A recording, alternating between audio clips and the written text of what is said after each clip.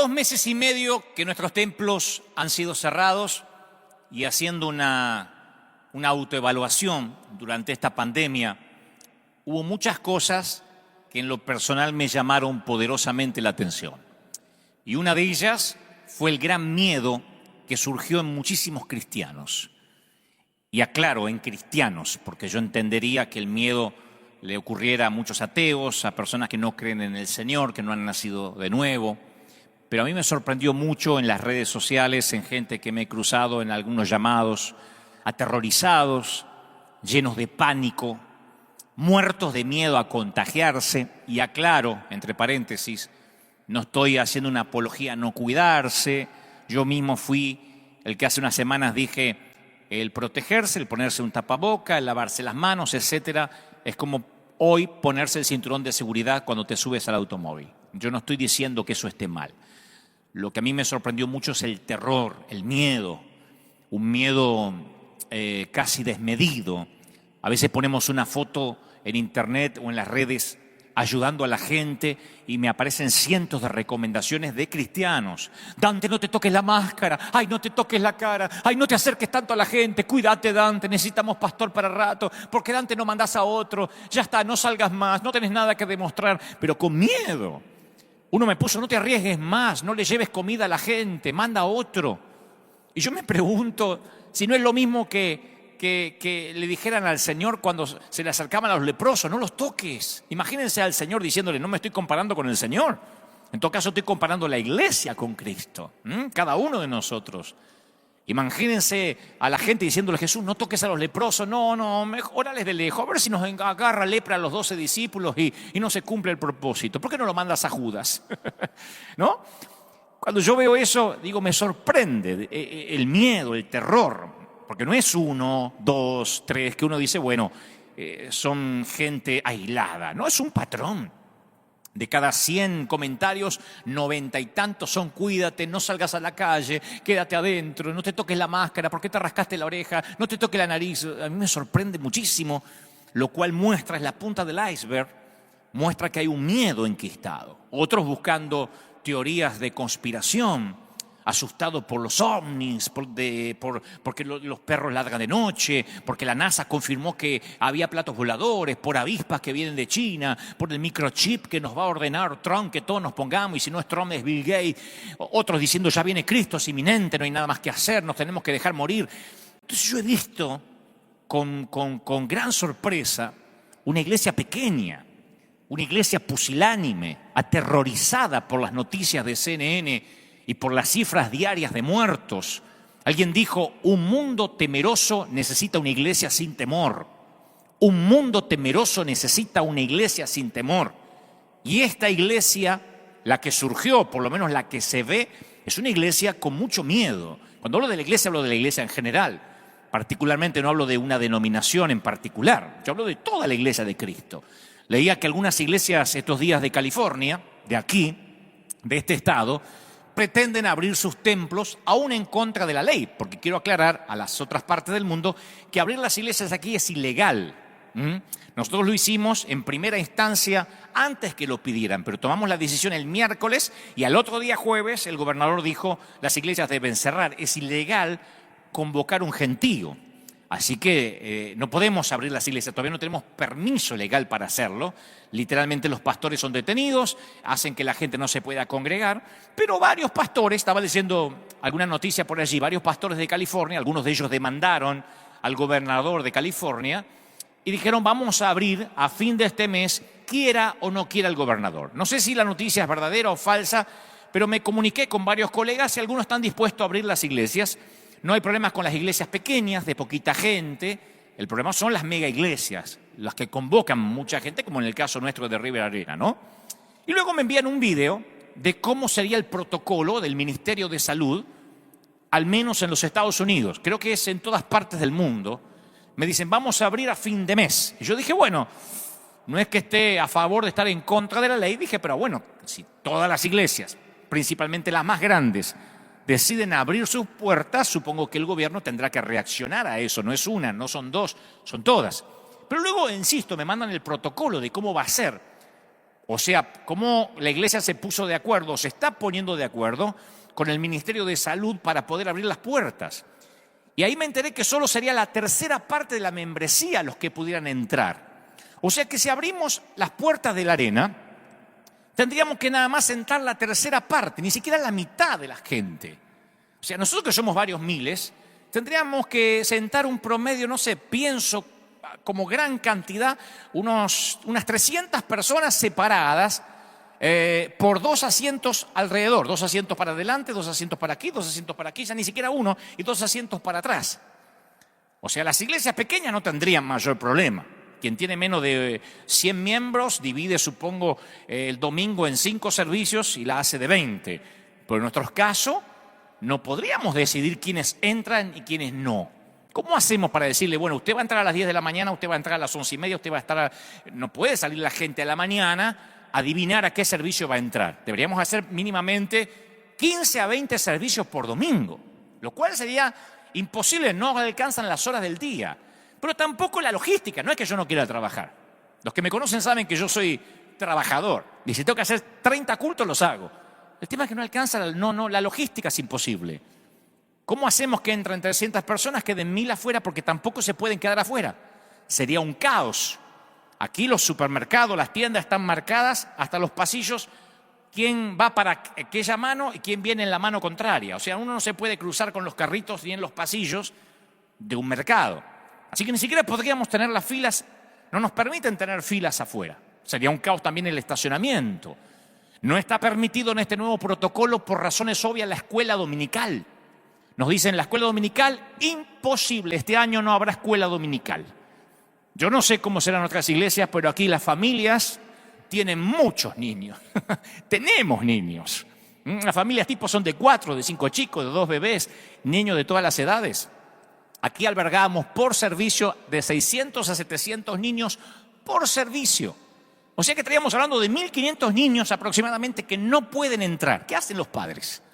O sea, los niños quedan excluidos en esta nueva normalidad de la iglesia. Los ancianos tampoco pueden venir a la iglesia por seguridad. El nuevo protocolo es que los ancianos no pueden venir. Si usted tiene más de 60, 70 años, considérese que está casi por morir o que podría morir. No venga a la iglesia. O sea, si tienes determinada edad, no puedes venir. Esto va a complicar hasta a algunos pastores, ¿no? A ancianos de la iglesia, a personas que son los pilares, los que respaldan, los que oran. Hay que decirle, no venga más a la iglesia. Yo tengo en mi equipo pastoral pastores honoríficos que tienen determinada edad. Hay que decirle, no, usted quédese en la casa a ver si se muere. O sea que cuando Joel profetizó que en los postreros días los niños iban a profetizar y los ancianos soñarán, se ve que no tuvo en cuenta la pandemia. Se ve que Joel estaba un poco desactualizado cuando profetizó el Espíritu Santo a través de él. O lo que es peor, el Espíritu Santo estaba desactualizado. El protocolo del Ministerio de Salud dice que está bien, abramos las iglesias, pero no puede haber contacto físico. O sea, no podemos imponer las manos a ningún enfermo. Se ve que cuando el Señor dijo, impondrán sus manos y sanarán, se le escapó el COVID-19. Si hay alguien que me dice, pastor, óreme, yo tengo que decir, no, a ver si nos contaminamos, vamos preso. A ver si se me pega algo. Imagino a un leproso que dijo, si quieres puedes sanarme, sí quiero, y lo tocó el Señor. Hoy no podemos imponer manos a nadie. Yo no soy un gran imponedor de manos. Siempre lo aclaro, no es que acostumbramos a que todo el mundo pase el altar, pero me preocupa, no digo abrazarnos, pero me preocupa que como pastor tenga prohibido poder bendecir a alguien o imponer las manos sobre la frente de una persona para orar. Y lo que más me choqueó, tenemos que medir la temperatura corporal en la puerta a la gente y al menor indicio que estás enfermo o te duele algo, no puedes entrar a la iglesia que predicamos sanidad. Y te tienes que volver a casa. O sea, que en lugar de poner ujieres a dar la bienvenida y esperarte con un boletín o con una flor o lo que sea, vamos a poner a ujieres con termómetros. Y si tienes un poquito de fiebre o cara de enfermo, te tengo que mandar de vuelta. No puedes entrar a la iglesia donde se predica sanidad. Entonces, ¿de qué vamos a predicar? Yo me siento un hombre sin oficio, sin profesión, sin llamado, con esta nueva normalidad. No podemos orar por los enfermos. Porque si estás enfermo no puedes entrar a ver si tu enfermedad contagia a los demás.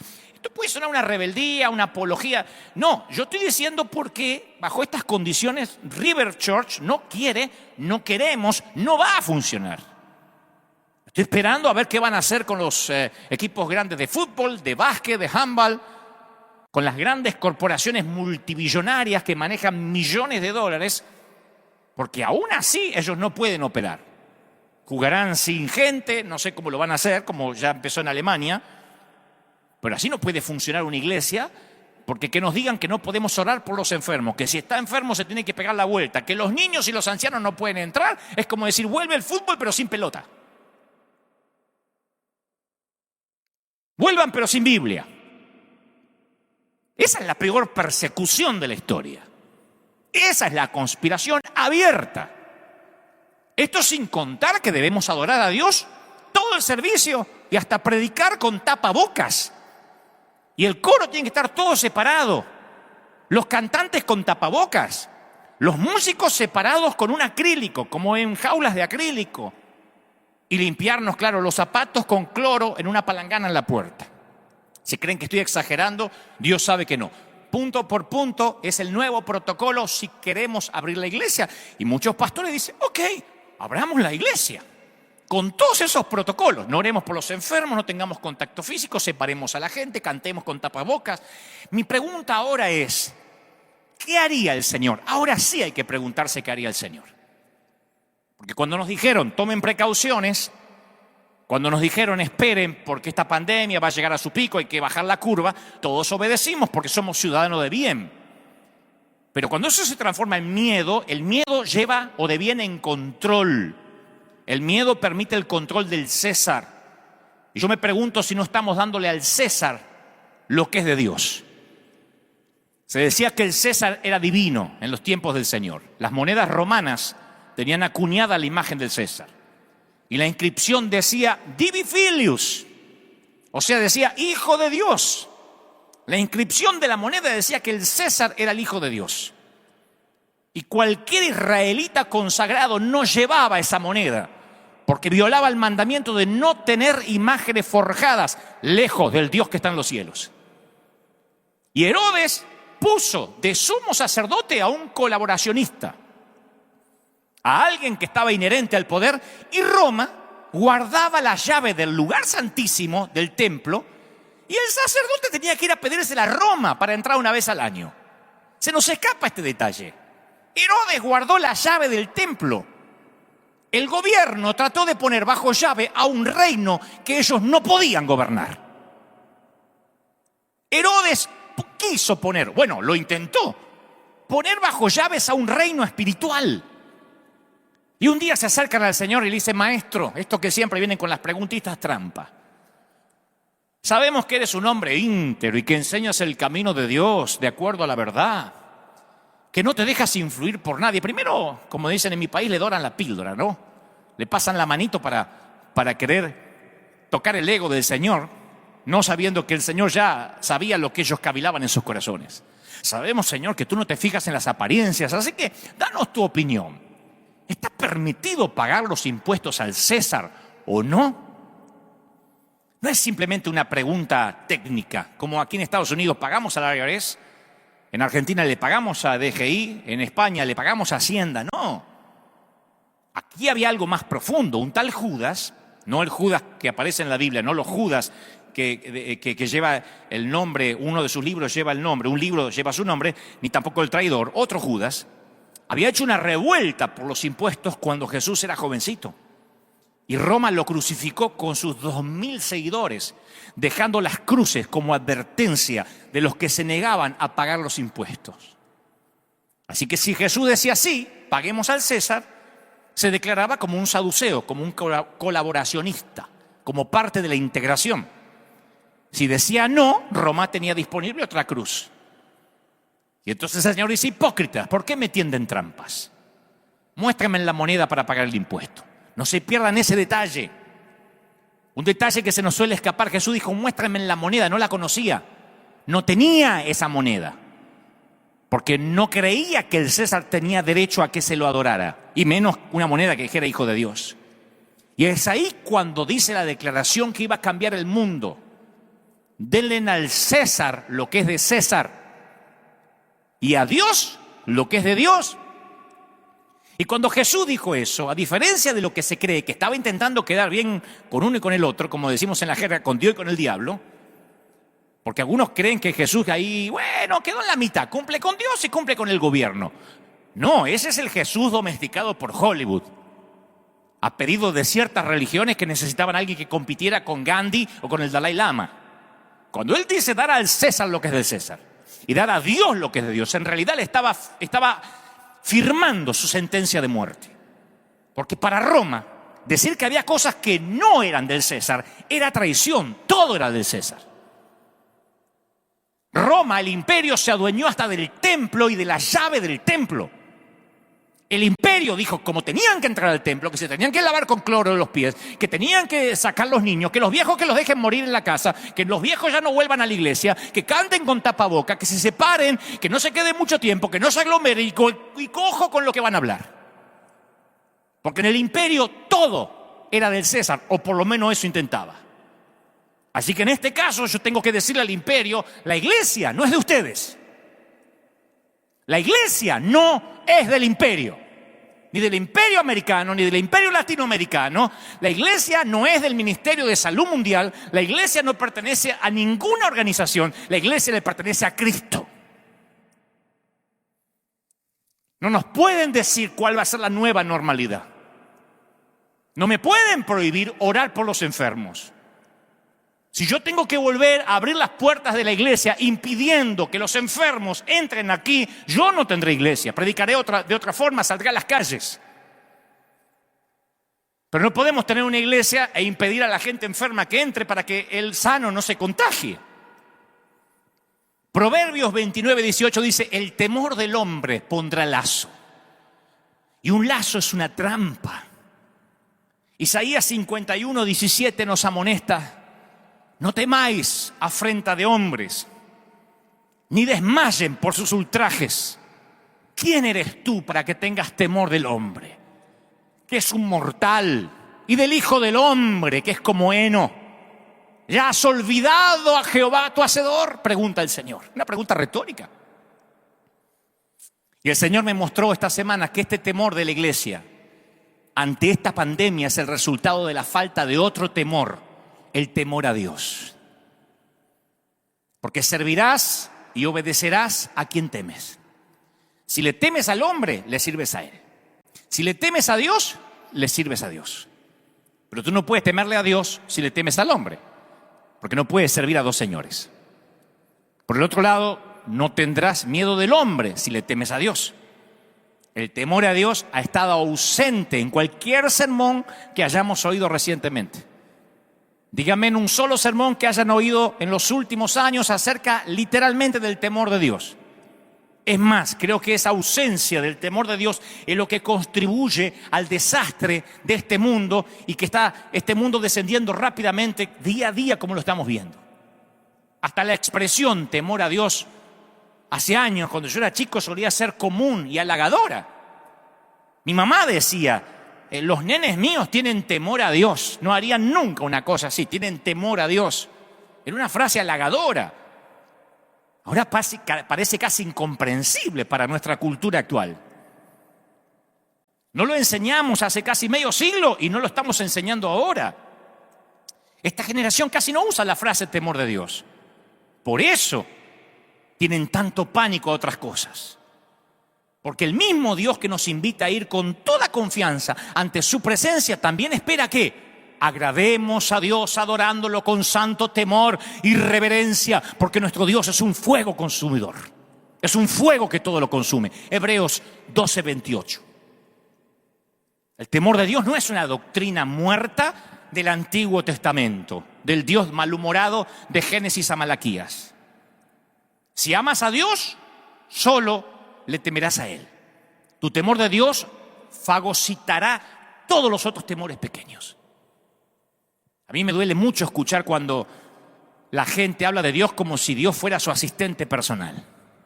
Su cadete, decimos en algunos países, ¿no? Su secretario, el que le lleva la maleta. Y es alarmante cómo se ve esto. Bueno, es alarmante la falta de respeto, que yo lo hablaba hace un par de domingos, el domingo pasado, hacia los pastores, hacia los servidores, hacia los líderes. Vayan a cualquier red social, pongan YouTube, esos videos que hablan mal de todo el mundo, no lo hacen los ateos. No lo editan los inconversos ni los brujos. Nuestros enemigos ya no son los brujos. Nuestros enemigos son los propios creyentes, que con creyentes así, ¿quién necesita diablo? Hablan acerca de los siervos de Dios de la misma forma en que los noticieros hablan de los políticos. Y yo sé que capaz que muchos ministros han actuado más como políticos que como hombres de Dios, pero aún así son siervos de Dios y nosotros no nos corresponde ser jueces. Hace poco alguien ateo me dijo, estuve leyendo a alguien que, pues no sé si es ateo, pero por cierto no ha nacido de nuevo. Por ahí cree en Dios a su forma. Y me dice, ¿sabes? Estuve flaco leyendo cómo escriben los evangélicos acerca de otros evangélicos. Dice, jamás había visto una comunidad con tanto odio encima. Si Dios realmente los lee a ustedes, ¿no tienen miedo que los liquide? No me lo preguntó un teólogo, me lo preguntó alguien que quizá va a la iglesia católica una vez al año, si es que va. Me dijo, ¿cuánto odio y resentimiento? ¿Cómo escriben? Dice, ni en los partidos políticos se atacan así.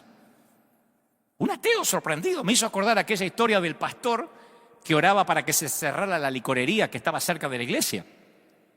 Y entonces había hecho cadenas de oración para que la licorería, para que el bar donde se juntaban los borrachos del pueblo se cerrara.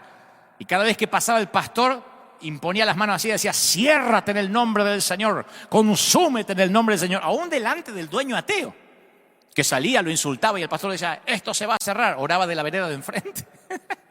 Y un día, en una tormenta eléctrica, cae un rayo encima de la licorería y le quema todo el bar, todo el negocio. Y el dueño se acordó de las oraciones del pastor. Y entonces le hace una demanda, lo lleva a la corte. Lo lleva a la corte, dice, se me quemó el bar, la licorería, porque cayó un rayo, porque el pastor oró para que eso pasara. Y el pastor dijo, no, este caso lo tengo ganado. Porque cuando se presentó dijo, yo no tengo nada que ver, yo no manejo la lluvia, yo no manejo las tormentas eléctricas, yo no tengo nada que ver, yo lo único que hacía es orar, pero yo no tengo nada que ver.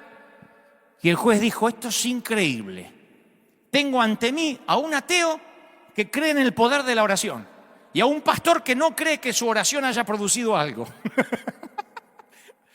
Yo siempre me acuerdo de esa historia, cuando un ateo me dice, increíble ustedes, ¿no tienen miedo que Dios los liquide? Porque creo que hasta hasta los que no conocen a Dios tienen más temor de Dios que muchos que sí lo conocemos. Cuando le tenemos temor a Dios, respetamos las personas y los siervos que Él pone. Y esto no es una defensa hacia mí, porque yo ya estoy en otra liga en el sentido de que de verdad no me importa. Yo ya pasé esas materias. Pero a veces me apena como muchos consiervos son atacados. Cómo la gente puede ser tan visceral para hablar. David no levantó su mano contra el rey Saúl, aún después de que Saúl matara a 85 sacerdotes del Señor. Imagínense, si mañana sale un pastor y mata a otros 85 pastores. David le temía a Dios. David era un fugitivo porque su suegro intentaba matarlo. Y vos pensabas que tenías problemas con tu suegra. El hombre que le entregó a su hija en el altar lo persigue como un animal salvaje. Pero algo inesperado sucede. No ocuparé mucho contando la historia, pero sé que los que saben de Biblia conocen la historia. Saúl se mete a hacer sus necesidades en la cueva donde David está en el fondo oculto. Saúl, dice la Biblia, entra, se supone a ser número 2, no número 1, porque dice que David tuvo bastante tiempo para pensar, meditar qué hacía y qué no hacía. O sea que Saúl no estaba necesariamente orinando. Perdonen que sea tan explícito, pero esto es determinante para entender lo que va a ocurrir. Y David se encuentra a unos centímetros de ser el nuevo rey, porque ahí está Saúl haciendo sus necesidades completamente indefenso. Una oportunidad única en su vida. Y David se negó a tomar la situación en sus propias manos porque sus huellas dactilares iban a llenar todo lo que Dios quería hacer. Y cuando ponemos nuestras huellas dactilares sobre algo es que estamos tomando las cosas en nuestras propias manos en lugar de ponerlas en las manos de Dios porque no le tememos. Cuando no tenemos temor de Dios, ponemos nuestras manazas encima. Abrimos nuestra bocaza. Cuando yo recuerdo los momentos más decisivos de mi vida, los momentos en que Dios me bendijo más, los puntos de inflexión donde yo pasé de un nivel a otro, son aquellos en los cuales no aparecen mis huellas dactilares por ninguna parte. Solo Dios abrió las puertas. Que el Señor me libre de hacerle daño al rey, dijo David. No puedo alzar la mano contra él porque es el ungido del Señor.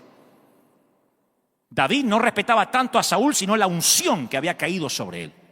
El mismo aceite que cayó sobre su cabeza había caído sobre la cabeza de Saúl. De este modo David hasta contuvo a sus hombres y no les permitió que atacaran a Saúl, su enemigo, que lo perseguía como un animal salvaje. David solo le cortó el borde de su manto.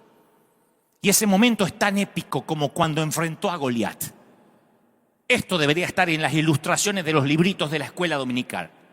Porque es más difícil no matar a Saúl que matar a Goliat. Matar a Goliat es un acto de poder que sí podía hacer. No matar a Saúl es un acto de fuerza de voluntad. Por temor al Dios que lo ungió, no hacer lo que sí podía hacer. No hacer lo que sí podía hacer. Y la fuerza de voluntad es la forma más pura del poder. La cruz es un ejemplo de esa clase de poder. Porque el poder de Jesús era impresionante, sanaba enfermos, resucitaba muertos. Pero lo que me dio vida eterna no fue la resurrección de Lázaro. Lo que a mí me dio vida eterna fue no fue lo que él podía hacer. Lo que me transformó fue lo que habría podido hacer, pero decidió no hacer. ¿Me explico? Dijo Jesús, ¿crees que no puedo acudir a mi Padre?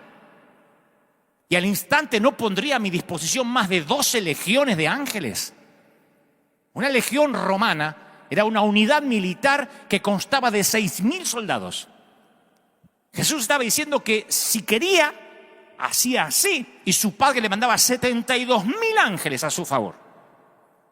Eso no es solamente amor. No fue el poder del imperio romano lo que mantuvo a Jesús en la cruz, fue su fuerza de voluntad. El Señor se deleita en los que le temen, dice el Salmo 147:11. Génesis 20 cuenta la historia de la mentira de Abraham en cuanto a su esposa Sara. A algunos se les perdió esta historia, pero ahí están las escrituras. En un momento Abraham tiene miedo y afirma que Sara era su hermana en lugar de su mujer. El problema es que estaba entre gente peligrosa y tenía una esposa muy linda. Y él creía que el rey Abimelech lo iba a matar para agregar esa esposa a su harem, por lo que Abraham miente, esperando que el engaño le salve el pellejo. Y Sara se salva de la deshonra solamente porque Dios se le aparece en sueños a Abimelech y le revela la verdadera identidad, que era la mujer, no la hermana. Y entonces Abimelech se enoja y quiere que Abraham le dé una explicación. Le dice, ¿por qué, Abraham? Che, ¿por qué? Bueno, no sé si dijo che, pero capaz que empezó ahí el acento argentino. ¿Por qué me engañaste? Y Abraham dice una frase que a mí me conmueve hasta el día de hoy. Te engañé porque ciertamente yo sé que este es un lugar donde no hay temor de Dios. No le tenemos miedo a lo que no conocemos. Si no conoces a Dios, no le tienes temor. Por eso los pequeños tocan el fuego la primera vez. Los nenes todos hemos tocado una estufa caliente alguna vez. La gente que no conoce a Dios es lógico que no le tenga temor. Por eso no vacila en actuar de manera inmoral. Pero en Romanos 3, el apóstol Pablo nos da un listado largo de quejas acerca de gente impía y la concluye en el versículo 18 citando el Salmo 36. No tienen temor de Dios en absoluto. Yo entiendo que quien no tenga a Cristo no tenga temor de Dios. Pero los que tenemos a Cristo, los que hemos nacido de nuevo. Un pastor hace poco me decía, olvídate de tener temor de Dios, pensá nomás en tener a tu mamá viva. Me decía este pastor, mi mamá no me dejaría a mí hablar mal de otro consiervo, aún con la edad que tengo. Tengo casi 60 años y si mi mamá me viera escribir algo en una red social de otro consiervo, me dice, ¿qué está haciendo mi hijo? Yo no lo crié para eso. ¿Por qué no se dedica a predicar a lo que Dios lo llamó? ¿Por qué cree que yo lo llevé a la escuela dominical para que usted ande hablando mal de los demás, de los siervos de Dios? Aún nuestra madre no nos dejaría hablar mal de otros. Imagínate a Dios. Pero este no es un mensaje para defender ministros. Es un mensaje para entender por qué César le metió tanto miedo, por qué el gobierno, independientemente de cuál sea el país, le metió tanto miedo a través de los medios de comunicación, por qué esta pandemia mediática le metió tanto miedo a los que se supone que nunca debimos haber tenido miedo. Muchos describen a Jesús como alguien tierno, compasivo. Él era y es todo eso. Pero ese no es todo el cuadro. El Jesús que tomó un látigo y por sí solo sacó del templo a una masa de mercaderes ladrones, parece que quedó en el olvido. Más tarde los líderes judíos llegaron a arrestar a nuestro Señor diciendo que buscaban a Jesús de Nazaret. Y cuando Jesús dijo, yo soy, dice, todos retrocedieron y cayeron al suelo. Juan 18:6. Lo único que dijo es, me buscan, yo soy. Y todo el mundo retrocedió y cayó. Con Jesús. No estoy hablando del Dios del antiguo pacto que se presentó ante Moisés. En la pesca milagrosa, cuando Simón Pedro se dio cuenta de lo que sucedió, que le llenó la red de peces, cayó de rodillas delante de Jesús y le dijo, Señor, aléjate de mí, soy demasiado pecador. Estoy demasiado pecador para estar cerca de ti. La historia está en Lucas 5:8. El temor es una respuesta natural del que es imperfecto ante el que es perfecto. Del estropeado y del que está roto ante aquel que está entero.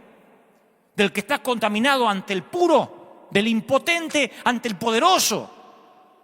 Y creo que hemos perdido nuestro sentido de lo mucho que nuestro pecado nos separa de Dios. Sí, yo sé lo que es la gracia, yo soy un predicador de la gracia.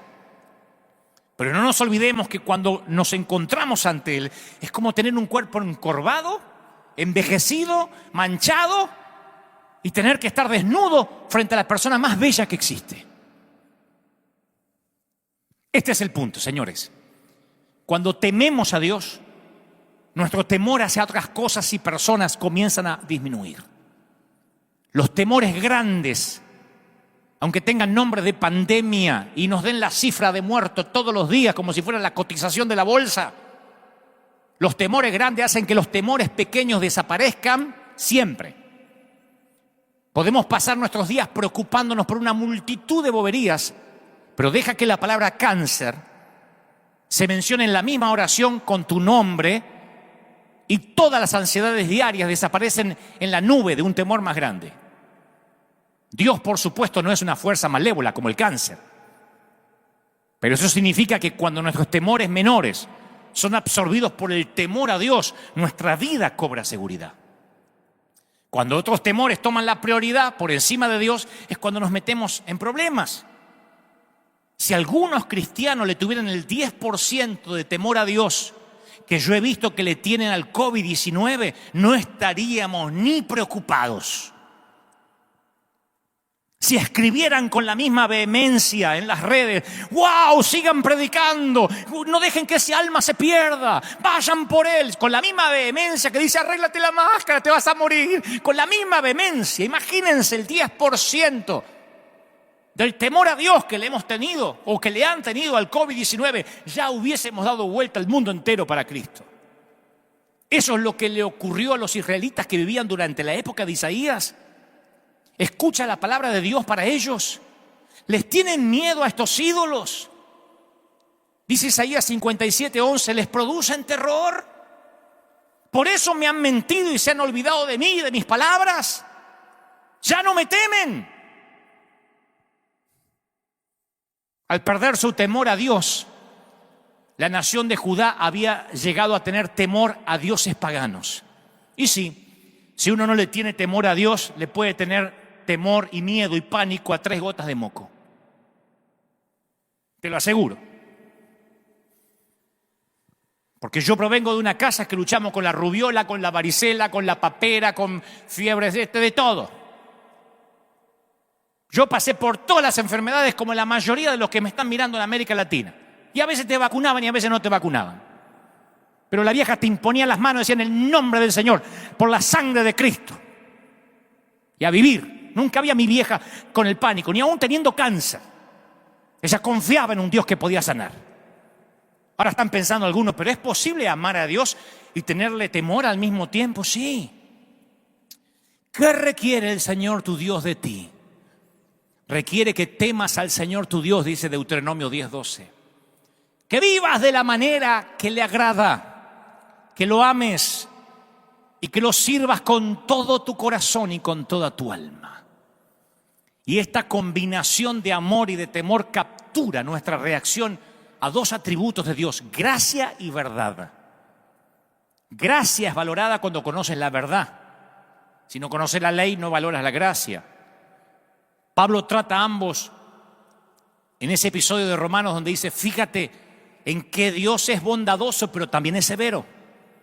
Fíjate que Dios es severo con los que desobedecen, pero es bondadoso contigo si sigues confiando en su bondad. Romanos 11:12. En cambio, si dejas de confiar, tú también serás arrancado por completo.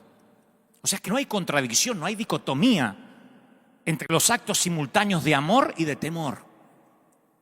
Una vez alguien me dijo: yo no creo en un Dios que manda a la gente al infierno, mi Dios es un Dios de amor. Y yo le digo: bueno, entonces tu Dios no existe. Hay un Dios a quien amar y un Dios a quien temer, y casualmente ese es el mismo. ¿No juzgó acaso a su propio Hijo como una demostración de su amor por el mundo? ¿No lo juzgó? Y luego no demostró su amor por su Hijo al que juzgó al resucitarlo de los muertos. Entonces es torpe pensar que si Él es un Dios de amor, no hay que temerle. Es como un padre que le dice al hijo que no salga a la calle, que no salga solo. Yo le digo eso a los chiquititos, a nuestros chiquitos. No salgas a la calle, y menos solo. Y cuando el nene se arriesga a salir a la calle, se entera que la disciplina del padre es estricta. Como resultado se queda en la casa. ¿Por qué? Por temor a meterse en problema con el viejo. Hay una edad en que mis niños tienen temor de que no tienen temor de lo que pasa afuera. No son conscientes de que los pueden secuestrar, que se puede perder, que lo puede atropellar un auto. Dice: me voy a meter en problemas con el viejo. Y hasta a veces entran con la jeta así. Pero al crecer se da cuenta de que la severidad de su padre es para su protección, un resultado de mi amor. De esa manera el miedo se disuelve y ama a su padre aún más. Mi papá me cuidaba. ¿Y no queremos a un padre acaso que tenga el poder para mantenernos a salvo, que nos ame con la furia de un león? Yo quiero un padre así. Un padre al que le tengo temor, que me dice: no te metas en problemas. Anda por el camino recto, porque me ama. El padre al que ama disciplina. Y hay un montón de promesas para el que le teme. Y a mí me sorprende que estas promesas para el que tiene temor de Dios no son muy predicadas tras nuestros púlpitos. Principalmente porque hay tantos buscadores de promesas. Vieron que hay predicadores profundos y también están de los otros, los que tiran palabritas de positivismo. Yo digo, ni aun eso las encuentran. Miren las promesas que hay para los que temen. Promesa de provisión. Teman al Señor, los de su pueblo santo, pues los que le temen tendrán todo lo que necesitan. Hasta los leones jóvenes y fuertes confían en el Señor, pero en algún momento tienen hambre. A ustedes no les faltará ningún bien. Salmo 34:9. La promesa de protección. El Señor vela por los que le temen, por aquellos que confían en su amor inagotable. Los rescata de la muerte y los mantiene con vida en tiempos de hambre. Salmo 33:18. Resulta que temiéndole a Dios te mantiene en tiempos de hambre. La promesa de la pureza. Llevó nuestros pecados tan lejos de nosotros como del oriente al occidente. El Señor es como un padre con sus hijos, tierno para los que le temen. Salmo 103:12. La promesa de prosperidad. Qué feliz es el que teme al Señor. Todo el que sigue sus caminos gozará del fruto de su trabajo. Qué feliz y próspero será. Esa es la bendición para los que le temen. Salmo 128:14. Días prolongados. El temor del Señor prolonga la vida, pero los años de los perversos serán truncados. Proverbio 10:27. Y hasta el profeta Malaquías dice que Dios guarda las palabras de los que temen al Señor en un rollo de memorias. como que tiene una grabadora y ahí va guardando las palabras de los que temen. Los que temían al Señor hablaron entre sí y el Señor escuchó lo que dijeron. Y lo escribió en un rollo de memoria para registrar los nombres de los que temían al Señor. Malaquías 3:16. La promesa de la perpetuidad, de que lo que hagas permanezca. Oh, si tuvieras un corazón así, si estuvieras dispuesto a obedecerme y a temerme, entonces te iría bien a ti y a tus hijos. Deuteronomio 5:29. Yo digo, ¿por qué no predicamos más acerca del temor de Dios cuando tantas promesas son inherentes? Ocurren. No hay que orar por prosperidad, no hay que orar por perpetuidad, no hay que orar por nada casi teniendo temor de Dios. Hay que orar por amor. Ahora, ¿es posible aprender a tener temor a Dios? La Biblia dice que sí podemos. Cuando Él se preparaba para darle su ley a Israel, le instruyó a Moisés y le dijo: convoca al pueblo que se presente delante de mí y yo mismo los voy a instruir y aprenderán a temerme y le enseñarán a sus hijos para que me teman. Deuteronomio 4:10. Qué lindo que nuestros hijos tengan temor de Dios. ¿No tenés miedo que tu hijo meta la pata, que ande teniendo sexo por ahí, que salga a robar, que se meta en drogas? No, mi hijo fue criado en el temor de Dios. Antes de hacer algo, él tiene temor de Dios. No hay que controlarlo, no hay que ver no hay que ponerle una aplicación en el celular para ver dónde va, no hay que ponerle filtros en internet, tiene temor de Dios. Así nos criaron a nosotros. A nosotros no tenían manera de seguirnos si no había celular. No teníamos los recursos que tienen nuestros hijos, pero no había manera de controlarnos. Lo único que podían es afirmarnos en el temor de Dios, no en el miedo, el temor de Dios. El rey David escribió: vengan, hijos míos, y escuchen, y les enseñaré a temer al Señor. Salmo 34:11. Las últimas palabras que alguien dice antes de su muerte frecuentemente se consideran de mucho significado. Y con eso en mente considera las últimas palabras del rey David. ¿Tú sabes cuáles fueron las últimas palabras del rey David? Si tuviéramos que poner alguna frase en su epitafio, serían estas palabras. Está en el segundo libro de Samuel, capítulo 23, versículo 3. ¿Habrá un justo que gobierne entre los hombres, que gobierne en el temor de Dios? Esas fueron las últimas palabras de David. ¿Habrá un justo que gobierne con temor de Dios? Imagina si nuestros presidentes tuvieran temor de Dios. Nuestros diputados, nuestros senadores, todos esos politiqueros que están por ahí dando vueltas, si tuvieran temor de Dios, si el filtro fuera el temor a Dios. Ahora, ¿qué hacemos nosotros? Les exigimos a ellos que son ateos lo que nosotros no tenemos. Nos enojamos cuando un presidente promueve la ley del aborto y decimos: no tiene temor de Dios. Cuando nosotros tampoco tenemos temor de Dios al levantar falsos testimonios contra hombres de Dios. Me dice un ateo: ¿cómo se odian entre ustedes, Y a mí me da vergüenza hablarle: ¿y tú no tienes temor de Dios? Y me diría: si ustedes tampoco lo tienen. Queremos que los ateos teman cuando yo mismo, en este país, vi como muchos cristianos, voy a hablar de este país, no sé lo que será en América Latina, pero queremos que los inconversos tengan temor de Dios. Y yo en este país he visto como muchos cristianos a veces dejaban de venir los domingos porque les salía un trabajito, una chambita de $50 al día. ¿No viniste el domingo? No, es que hay que aprovechar para trabajar. Me salió $50, tengo que trabajar. Pastor, tengo que trabajar. ¿Y dónde están tus $50 ahora? ¿De qué te sirven? Por 50 mugrosos dólares hay gente que dejó de congregarse. $20 algunos. Algunos pensarán en algunos países: eso es plata acá. A donde sea, aunque sean $100. He visto como otros cristianos, por una comida del Día de la Madre, por un partido del Mundial, porque jugaba el Chivas y el América, faltaban al servicio. Aquí en el River Arena, gente que se suponía era fiel, un día dejaba de venir. Le preguntabas: ¿qué pasó? ¿Te enfermaste? No, es que estaba el partido. Y ahora que no hay fútbol, dice: ay, cómo extrañamos los servicios. No son todos, gracias a Dios. La mayoría son fieles. Pero yo he visto mucha gente que el hilo más delgado, era la iglesia. Yo vengo de una generación a la que no se le ocurría faltar un culto.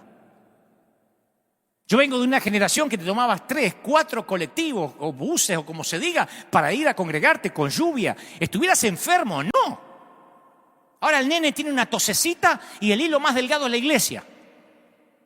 ¿No viniste? No, es que el nene se levantó con catarro, hizo... Entonces dije, no voy para no contagiar. De verdad, la falta de temor de Dios cambia las prioridades. El que tiene temor de Dios aprovechó. El que tuvo temor de Dios aprovechó los servicios. No faltó a ningún servicio mientras pudo. Estuvo. Yo hace 10 años que no falta un domingo aquí. Y si alguna vez no llegué, que fueron 2 veces, es porque estaba haciendo un superclásico en Argentina y por razones horarias no tenía avión para llegar. Y estuve aquí cada domingo con dolor de muelas, con piedras en los riñones, con fiebre. La gente ni se enteró. Siempre aquí con una sonrisa. Porque yo siempre decía, hoy podría ser el último domingo. Y fíjense, un día de marzo fue el último domingo. Y no sabemos cómo vamos a volver, porque yo, tomándole la temperatura a la gente y echando a los enfermos a que se vuelvan a la casa y dejando a los viejos que se mueran en casa y no dejando entrar niños, no voy a abrir las puertas de River.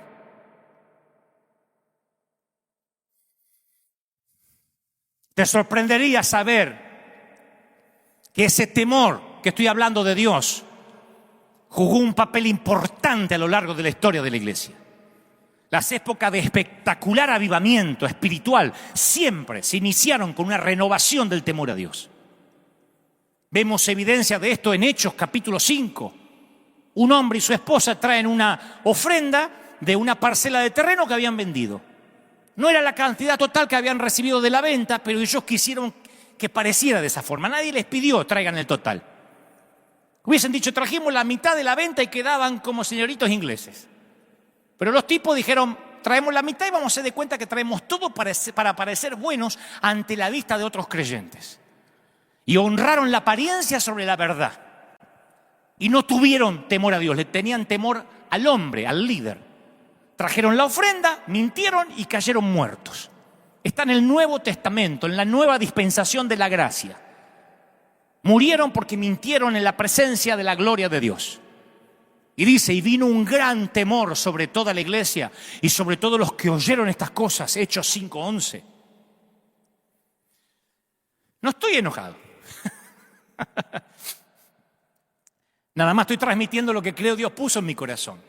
Yo te voy a decir por qué creo que este virus, por sobre todas las cosas, reveló la falta de temor de Dios en gran parte de la iglesia. Cuando Dios está quieto, nuestros corazones son revelados. Y Dios estos días, estas últimas semanas, parece haber retenido su gloria para probarnos. ¿Somos reverentes aún cuando su presencia no se manifiesta? Porque cuando Dios separó el mar rojo y lo llevó a través de la tierra seca, ellos cantaron, danzaron y gritaron por la victoria. Sin embargo, unos pocos días después, cuando su tremendo poder no era aparente y la comida y la bebida escaseaban, se quejaron contra Dios.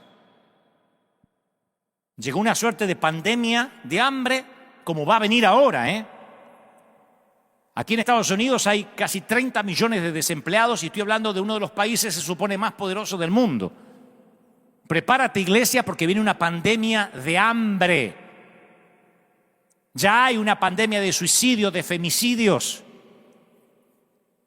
Hay la locura de que en países como en Argentina han soltado violadores, presos, para que no se agarren el coronavirus, los mandan de vuelta a que se metan en la sociedad. Hasta violadores volvieron a convivir con el niño violado para evitar que se contaminaran por temor.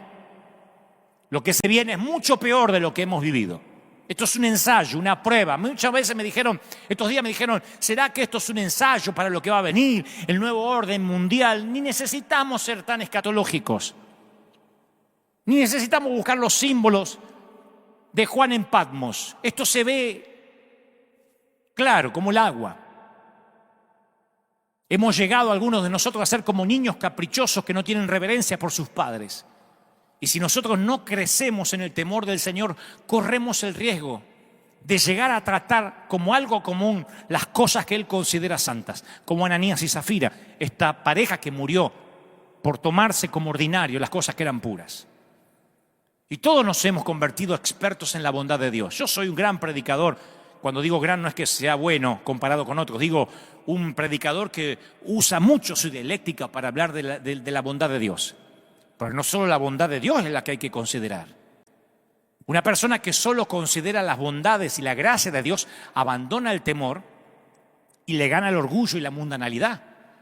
De la misma forma que el que solo se queda atrapado en el temor de Dios y no en su amor, entonces cae en el legalismo. Son ambos, el amor y el temor de Dios, los que nos guardan por la senda estrecha. Yo quiero señalar algo que pasa desapercibido para la mayoría de la gente. Dios instruyó tanto a Moisés como a Aarón, que era su segundo a bordo, para que subiesen a la montaña. Moisés subió, pero por alguna razón encontramos en las Escrituras que Aarón regresó al campamento. Esto es algo que se nos pasa por alto a la mayoría. Capaz que Aarón regresó porque estaba más cómodo en la presencia de los otros creyentes que en la presencia de Dios. Digo, ¿no nos parecemos en esto? Nuestras iglesias actuales no se parecen mucho a Aarón, que estamos muchos cómodos yendo a la iglesia, teniendo comunión con otros cristianos y manteniéndonos ocupados con las tareas del ministerio más que con el Señor. Evitamos estar solo en la presencia del Señor, en lugar de eso nos rodeamos de gente, nos rodeamos de actividades deseando que eso esconda nuestro vacío. Estamos más ocupados en no fallarle a nuestro líder que en fallarle a Dios. Como cuento siempre la historia, nuestra iglesia conoce la historia porque la conté un par de veces ya, o más de un par de veces, de la mujer que estaba barriendo la iglesia, una cristiana, por supuesto, que barría, era una voluntaria que barría la iglesia, barría el templo, estaba sola, no la ve nadie, mira para un lado, para el otro y mete toda la basura debajo de la alfombra.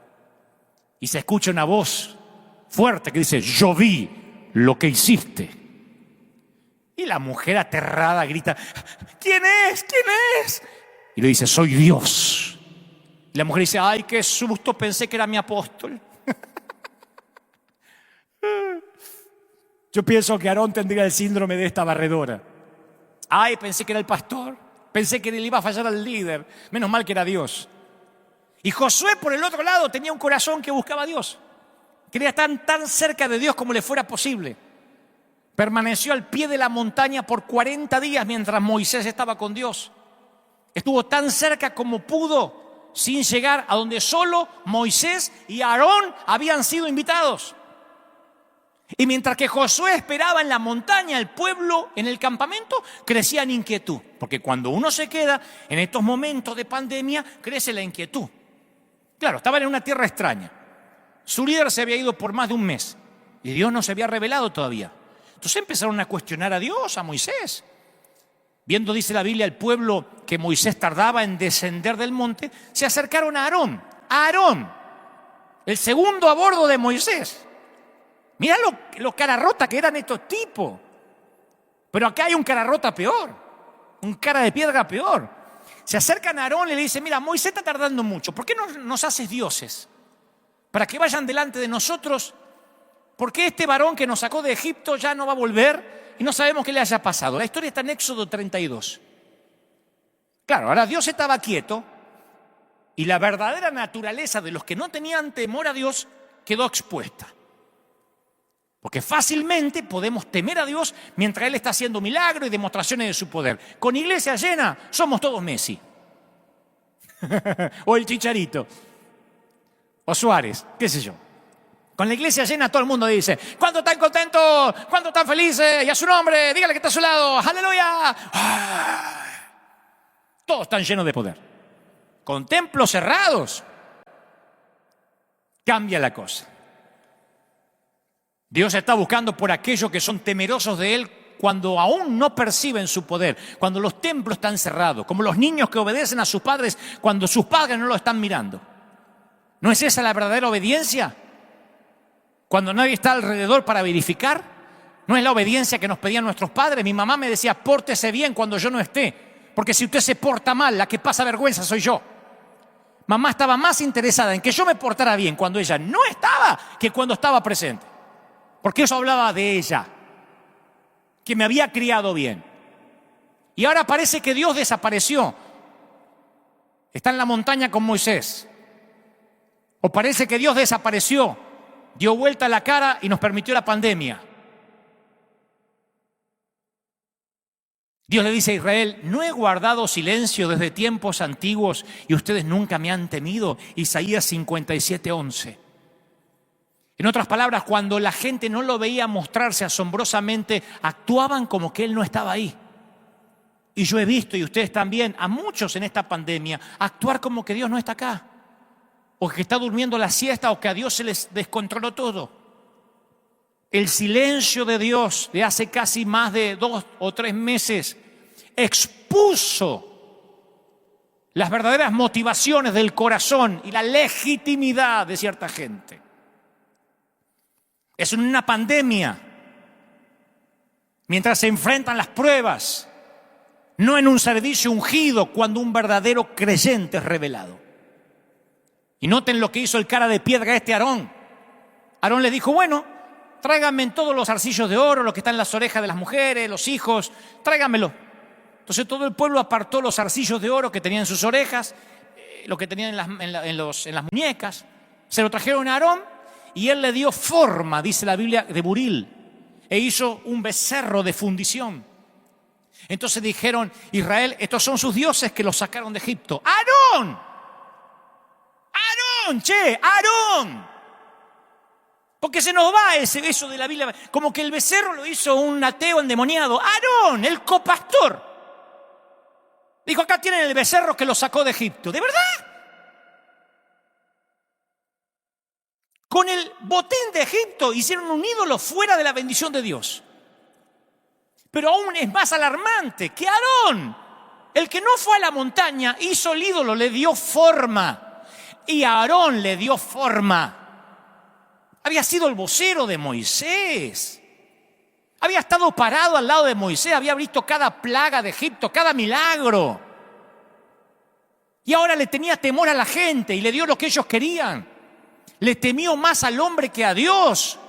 Y por eso fue intimidado por la gente. Eso lo hizo un líder débil.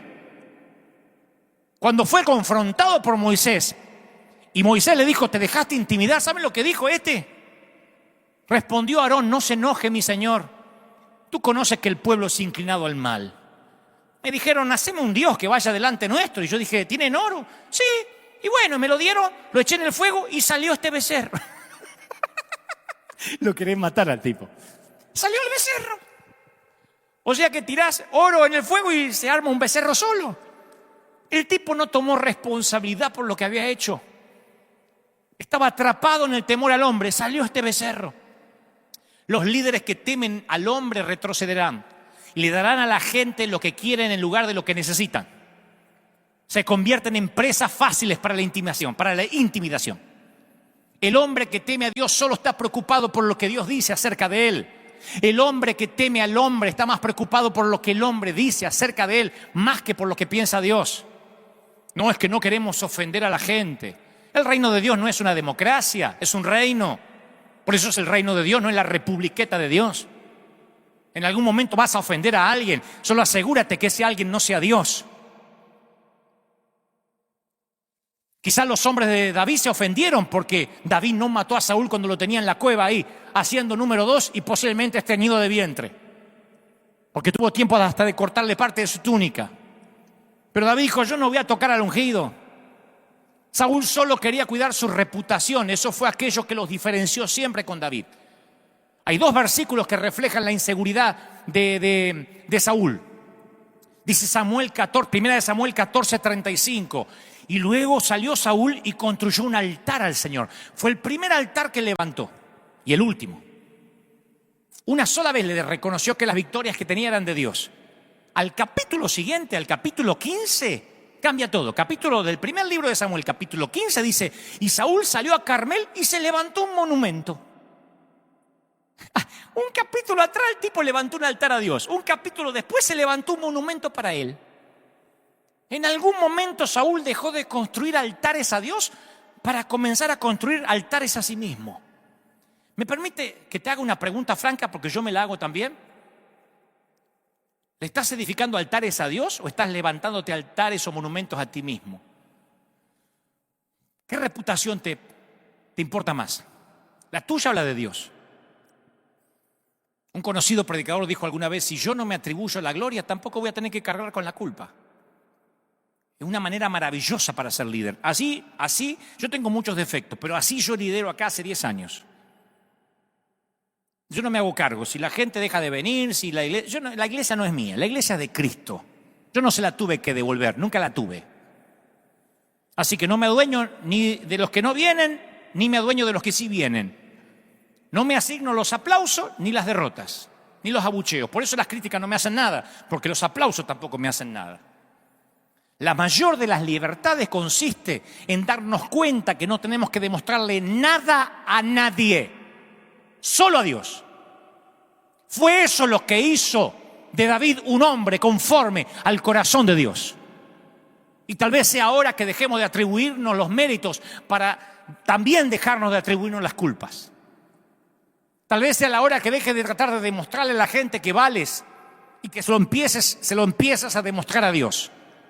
Tal vez sea la hora de dejar de levantarte monumentos a ti mismo o dejar de levantarnos monumentos a nosotros mismos. Claro que me incluyo, para comenzar a edificarle altares a Dios. Cuando yo era joven moría, cuando yo era jovencito, pues todavía soy joven, pero cuando era más pibito, yo moría porque me invitaran a predicar a congresos importantes, esos que aparecen muchos famosos en el flyer, en el afiche.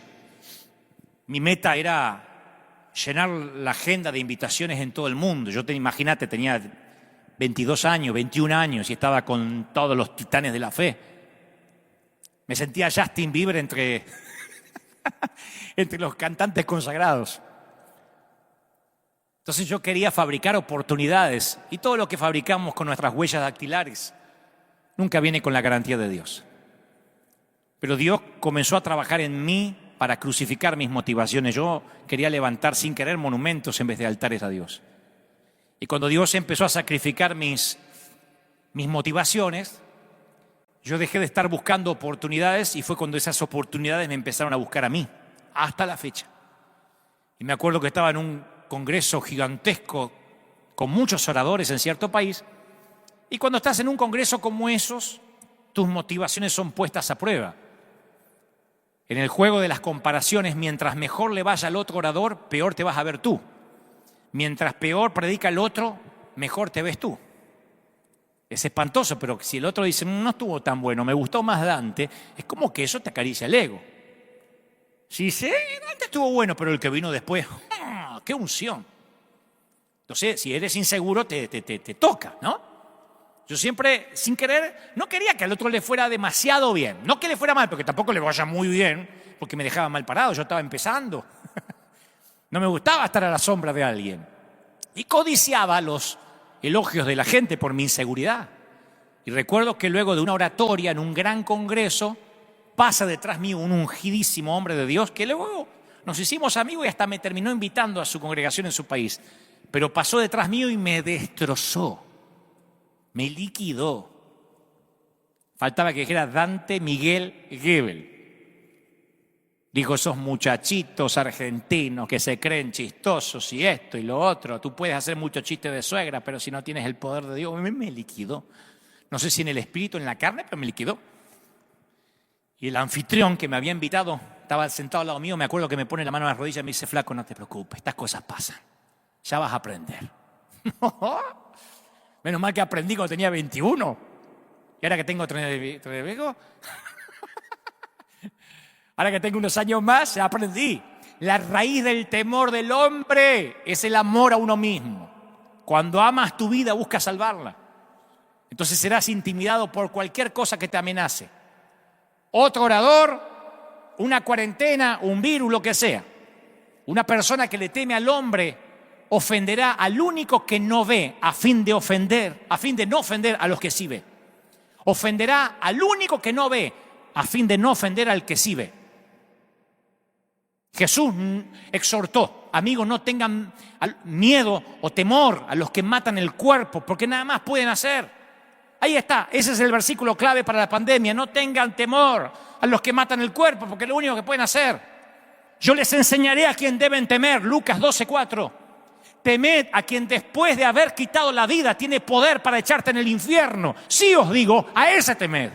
Más clarito, manzanitas. Voy a terminar con esto. Contrastaré rápido a dos reyes. Ambos gobernaron el mismo reino, ambos se postraron ante el mismo Dios. El mismo cuerno de aceite los ungió a los dos. Uno fue rechazado por Dios y el otro estimado por Dios como un hombre conforme a su corazón. Y al contrastar la vida de estos dos monarcas, uno ve la diferencia entre el temor de Dios, quien temía a Dios y quien temía al hombre. Hay uno de los incidentes más dramáticos y menos estudiados de la Biblia. En la vida de Saúl es una escena memorable y olvidable. Memorable para los que lo leemos, pero deberíamos olvidarla. Saúl había estado reinando por 2 años. Como en la mayoría de las posiciones, su periodo de luna de miel no reveló su verdadero carácter. Como los presidentes cuando recién suben al gobierno, nadie los critica porque no sabe qué decir la oposición todavía. No tomó medidas de gobierno, 2 años es muy nuevo. Pero con el paso del tiempo las motivaciones empiezan a exponerse. Y dice la Biblia que mientras que Saúl estaba en Micmax con sus prestigiosos guerreros, los filisteos se reunieron para pelear contra él. En 1 Samuel 13:5. Era el ejército más fuerte que Saúl había enfrentado. El enemigo tenía 30.000 hombres, 6.000 hombres a caballos y la multitud era comparada a la arena que está a la orilla del mar. Enfrentar 30.000 carros es como enfrentar en la actualidad 30.000 tanques de guerra. Era una vista intimidante para Saúl. Y atemorizados, los soldados de Saúl empiezan a desertar, se meten en las cuevas, en la fosa, en los peñascos, en las rocas, en las cisternas. Estaban abrumados. Y Samuel había recibido una orden del Señor, el profeta, diciéndole que no haga nada, no ataque ni se defienda hasta que llegue él, que era el profeta, y presente una ofrenda. Saúl lo espera 7 días, conforme al plazo que Samuel había dicho, pero como Samuel se tarda en llegar y el pueblo le desertaba bajo presión, Saúl se hace el sacerdote, ofrece el holocausto por su cuenta y llega justo Samuel y dice: ¿qué estás haciendo? Y Samuel le dice: ¿qué estás haciendo? Y Saúl dice: no, mira. Y fíjense la respuesta de Saúl. Le dice: no, es que yo vi que el pueblo me estaba desertando y que tú no venías dentro del plazo que me dijiste. Y están los filisteos enfrente. Y me dije: van a descender contra mí. Y yo no imploré el favor de Jehová. Me esforcé y ofrecí holocausto. O sea, hizo los sacrificios para hacerse aparecer bueno ante la gente y trató de parecer espiritual con Samuel diciendo: me esforcé. En realidad, él reaccionó y cayó dentro de una trampa de intimidación. Una de las cosas más difíciles es esperar en Dios, especialmente cuando no está haciendo nada, esperar en Dios. Esto es particularmente cierto ahora. Cuando Dios pareciera que no está hablando, realmente está haciendo algo. Por eso le digo a nuestra iglesia: continúen obedeciendo la última orden hasta que cambie. Mantente en tu posición, soldado. Lo diré otra vez a toda la iglesia de River: manténganse en sus posiciones. Se supone que soy tu pastor y estamos juntos en esto. No dejaré a nadie atrás, vivos o muertos, aunque nos tengamos que pelear contra el gobierno, aunque tengamos que enfrentar a Trump en la Casa Blanca. Yo no los dejaré solos. Manténganse en sus posiciones. Que Dios no esté aparentemente diciendo nada no significa que duerme la siesta como Baal. Así que después que Samuel lo reprende, pronuncia este juicio sobre Saúl: tu reino no va a ser duradero. Jehová se buscó un hombre conforme al corazón de él y lo designó para que sea príncipe sobre su pueblo, porque tú no guardaste una orden. Saúl construyó una historia en desobediencia en situaciones de gran presión. En otro incidente parecido, se dio a los deseos del pueblo de tomar el botín de guerra de una ciudad que Dios había ordenado destruir totalmente. No quería perder nunca el favor del pueblo. Yo he pecado, dijo Saúl, y quebranté las palabras porque consentí la voz del pueblo. Y Samuel dice: pero otra vez, Saúl, escuchando al pueblo. Y más adelante dice: sí, yo sé, yo pequé, pero por favor, hónrame delante de los hombres. 1 Samuel 15:30, cabezón, hónrame delante de los hombres. Sí, yo pequé, pero por favor, no me retes delante de la gente porque pierdo intención de votos. Yo pensé que la dictadura empezó un poco más acá, en Cuba o en Venezuela. Repetidamente Saúl transgredió porque tenía miedo al hombre. Y esto sucede con frecuencia con líderes que son inseguros. Muchos en estas cuarentenas se han sentido completamente solos. Creo que Dios permite que esto suceda. Y Él no lo provoca porque no es el autor del mal. Yo lo dije desde el primer mensaje que hablamos de la pandemia. Pero Él se refrenará de intervenir porque tiene un propósito en estos tiempos de desesperación.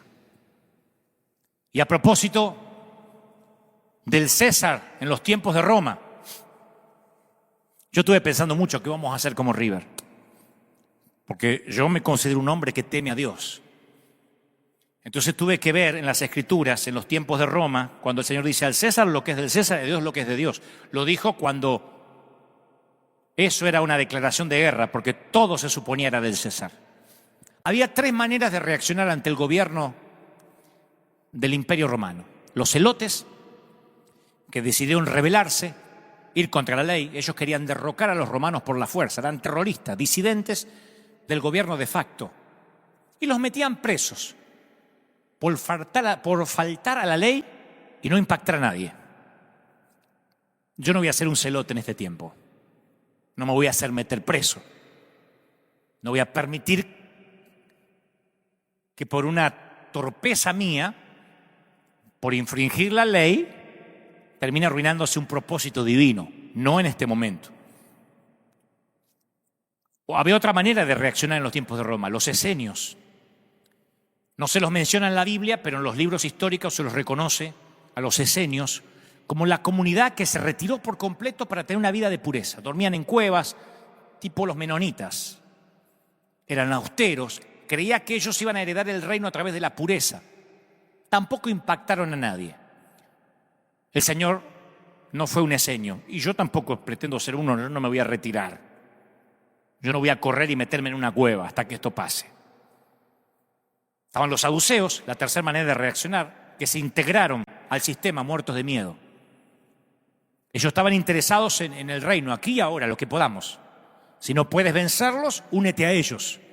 Y trabajaban como cobradores de impuestos, mostraban lealtad al César, cambiaban de Dios. Esos no tenían problemas. Le decían, a partir de ahora no entran más ancianos a la iglesia. Perfecto. No queremos niños, ¿está bien? No habrá niños. Siempre había de esos aceptando todo lo que el César decía. Jesús dijo, la violencia como los celotes no es el camino, no voy a pelear contra la ley. La retirada como los esenios no es el camino, no voy a huir. La integración como los saduceos no es el camino, no voy a rendirme. Y abrió un cuarto camino. Hay cosas que no son del César. Hay cosas que ni siquiera le competen a él. Herodes puede tener la llave del templo y el sacerdote tiene que ir a pedírsela una vez al año, pero no tendrá la llave Herodes del reino de Dios. Porque en eso consiste el reino de Dios, en no tenerle miedo a los césares y estar por encima de ellos de su control del miedo. Yo no estoy diciendo te faltará la ley. Aquí esta iglesia tiene un hombre que siempre dice respetaremos la ley.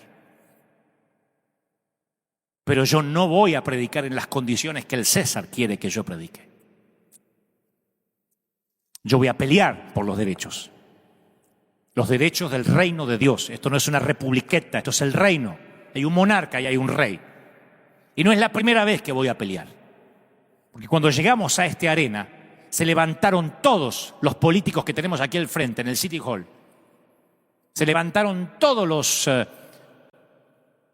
politiqueros, los fiscales, había un montón de políticos que dijeron, ustedes no pueden operar. Los concejales, ustedes no pueden operar. Compramos esta arena y llega un correo electrónico a la dirección del pastor ejecutivo y le dicen, ustedes no pueden abrir la iglesia este fin de semana porque no usarán el estacionamiento gratis. Aquí hay un montón de estacionamiento que dice free, gratis. Y esto decía, no, el estacionamiento es para los que van a los restaurantes, de los que van a Disney, no para los de la iglesia. Mandaron un correo.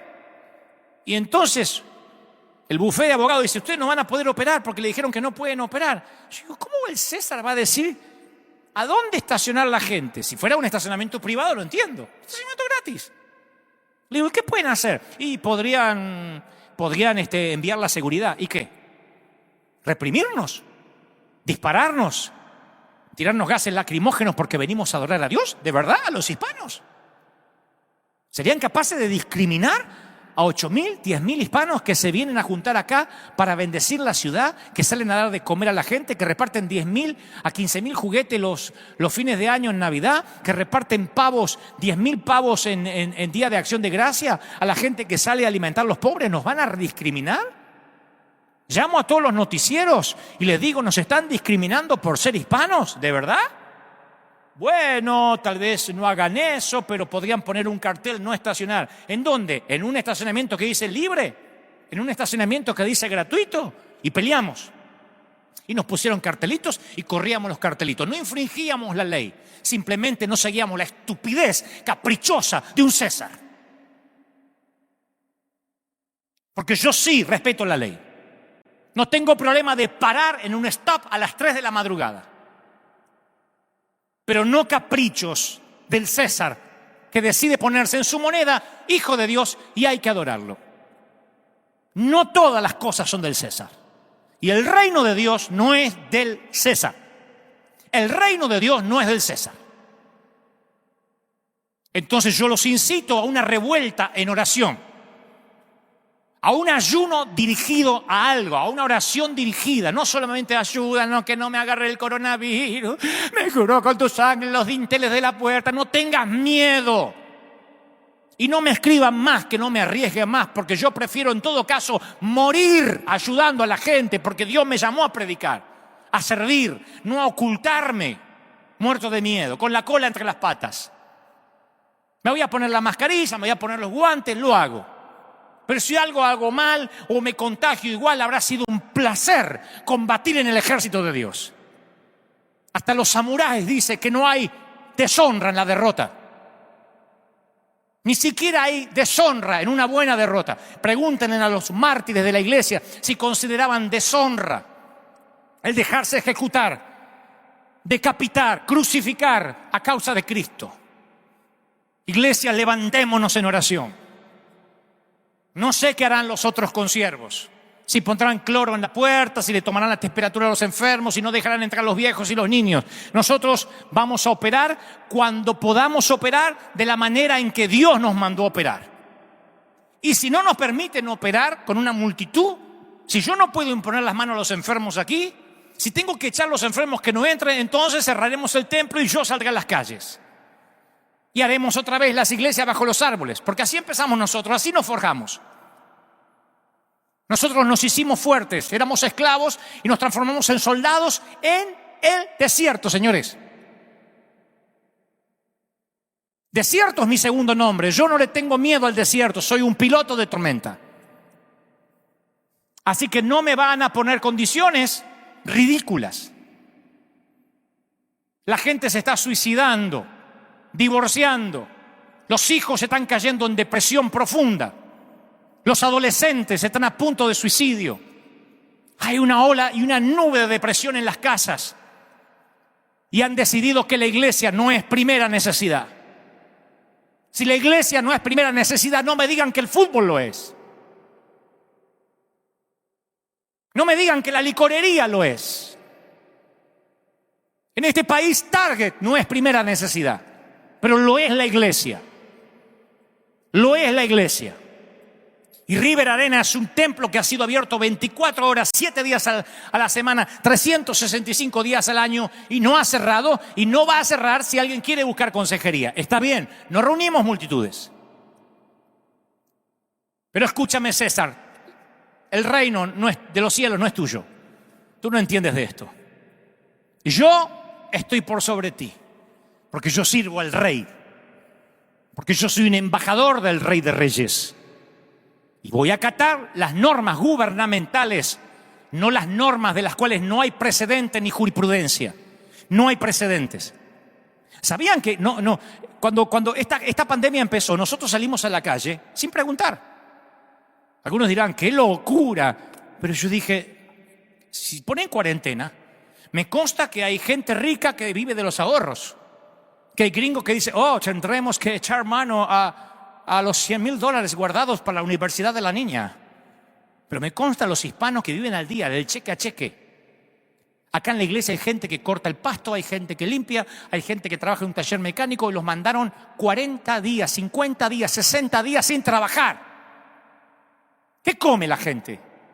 Que los matan de hambre. Los meten adentro para que se mueran de hambre. Presidentes ridículos diciendo que los mayores de 70 deberían morir. Yo tengo un padre de 94. Tú no vas a matar a mi padre. Tú no decides sobre la muerte y sobre la vida. Mi papá tiene 94 años y está predicando y hablándole a los ancianos como el de Cristo. Salió en televisión hace poco en Argentina. Así que nadie me venga a decir a qué edad se tiene que morir la gente. Nadie va a asignar a los viejos a las casas que se mueran en sus residencias sin poder acceder a un hospital. Nadie va a decidir cuáles son las prioridades de los enfermos y decidir que le pondrán un respirador a uno de 40 y se lo negarán a uno de 70. Nadie decidirá sobre la muerte y sobre la vida. Solo Dios. César, hay cosas que no son tuyas. Y la iglesia se va a levantar, se tiene que levantar. Como sea, aquí en las calles, donde sea. Nos convocaremos en los parques, pero allí estaremos orando por los enfermos. Y si Cristo tocó a los leprosos, yo voy a imponer las manos hasta que el Señor cambie la orden. Cuando me diga no les imponga más las manos, Dante, no te arriesgues, manda a un Judas que lo haga, entonces mandaré a un Judas. Mientras que me diga, pondrán las manos sobre los enfermos y los enfermos sanarán. Entonces pondré las manos hasta tanto se me cambie la orden. Levantémonos en oración, iglesia. Levantémonos como un ejército. Levantémonos orando, clamando a Dios. Yo también quiero abrir las puertas del templo. Me encanta predicar con gente. Pero no lo haré bajo las condiciones del César. Vamos a pelear por los derechos del reino. Vamos a decir que Dios nos mandó a ser esenciales. El mundo gime por la manifestación de los hijos de Dios. Salgamos y demostremos que somos luz, que somos sal, porque la luz no se oculta debajo de un almud, porque la sal, si no sirve para salar, pierde su sabor, pierde su sentido, su propósito. Oro por los que están por primera vez, oro por los que se sumaron hace poco. Te incito a una revuelta de oración. Te incito a ser alguien que provoque al Dios de los cielos, que le tape la boca a los que quieren tapar la iglesia, a los que quieren decirnos que no nos acerquemos a la gente, a los que dicen que los niños no pueden entrar a la iglesia ni habrá escuela dominical para ellos. Vamos a orar. No saben lo que ocurre cuando 2 o 3 se ponen de acuerdo en un mismo propósito. Yo no sé si la pandemia es todo mentira, parte de verdad. No entraré en ese detalle, no me corresponde ahora. No sé si es verdadera, me consta que hay gente que vio partir a sus seres queridos, hay muchos muertos y hay otros tantos que puede ser conspiración, no lo sé. Al cabo es irrelevante a lo que estamos hablando. Nosotros salvamos vidas. Cuando la pandemia comenzó, dijimos salgamos a salvar vidas, salgamos a dar de comer a la gente y salimos. Y alguien me dijo, ¿y si nos detienen? Que nos lleven presos por darle de comer a la gente. Diremos a los noticieros, tenemos comida. Y nos están metiendo presos por ayudar a los que se están muriendo de hambre. Yo golpeo las puertas, yo no mando gente, yo golpeo las puertas de la gente. Y acá te sale una mamá con 5 chiquititos, así, una escalerita. Que te dice, ay, trajo leche, ay, mis nenes no comen hace 3 días. Anda a explicarle que la cuarentena y el nuevo orden y para no contagiar. Si yo tengo con mi nene que se muere de hambre, yo salgo a trabajar de lo que sea. Aún a riesgo de que yo me agarre el virus. Reaccionemos, iglesia. Las cosas ya no van a ser como antes. Esto no va a volver a la normalidad como antes.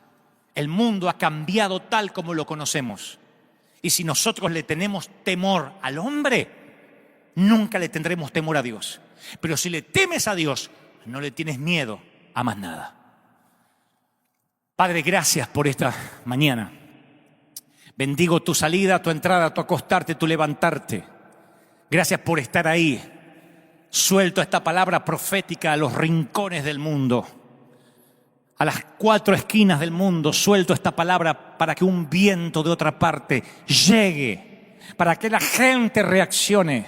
No tengas miedo. Iglesia, salgan a bendecir. Los que sí pueden, los que no están en cuarentena, los que se abrieron parcialmente, vayan, pidan permisos o salgan a dar de comer a la gente. Y si hay que correr un riesgo, ¡córranlo! Pero no se muevan de la asignación que Dios los puso. Somos un ejército, no somos borregos asustados. Somos un ejército. Ejército del escuadrón divino. Comandantes en jefe del escuadrón divino. Batallón del ejército de Dios.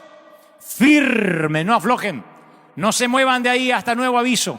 Que Dios te bendiga. Que Dios te guarde. Que Dios haga resplandecer su rostro sobre ti. Gracias, que me dicen que hay miles y miles conectados. Sea la palabra soltada y que el COVID Fair termine, que el miedo termine y que quede solo el virus, lo cual no es nada. Hemos luchado con gripes, con pestes amarillas, hemos luchado con pestes peores. Lo que nunca habíamos vivido era una pandemia mediática como esta. Y en el nombre del Señor nos levantamos como iglesia y decimos: ¿dónde está muerte tu aguijón y dónde sepulcro tu victoria? No tengas miedo, Dios está contigo. No le tengas miedo a lo que puede matar el cuerpo, dijo Jesús. Teme a aquel que te puede enviar al infierno. A ese temed. Y si temes a Dios, no tendrás miedo a nada más. Chau, que Dios te bendiga. Ahí están las vías de comunicación para que se conecten con nosotros, para que este río sea más profundo y llegue más lejos que nunca antes. Dios te bendiga. Hasta la próxima, aquí desde River.